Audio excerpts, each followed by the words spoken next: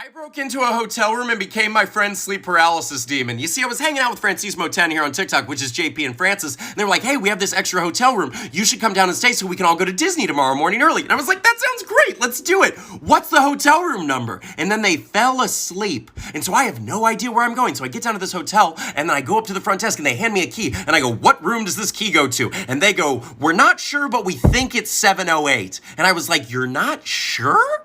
Okay, so I go up to room 708 and I put the key in and it doesn't work. But I was like, I'll try the handle anyway. And so I tried the door handle and it opens. The door hadn't been closed or locked. And at first I'm thinking, oh no, I'm breaking into a stranger's room. This is not gonna go well. I'm about to get arrested. But instead, I look and there are suitcases strewn all across the floor and I see Francis's blanket. And so I'm like, oh, I know exactly where I am. So I bust into the room quietly and there are 5 dudes just passed out. Jerry's on one bed. We've got Thomas and Scro on another bed. And then we've got JP and Francis just passed out on the floor because they had been playing Mario Party super late, and I know that because the TV was still on. So I get down and I start patting Francis. And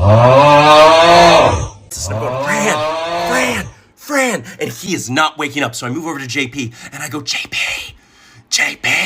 And here's the thing, that might be totally normal if we had been at like a slumber party, but we're not. I'm broken into his hotel room in the middle of the night in a room he thinks is locked and closed, and I'm whispering his name like a serial killer. And so as that happens, I see his eyes flutter, and I think this probably isn't gonna go well. He's definitely gonna scream. And then he looks over at me, sits straight up and goes, hi, Ryan.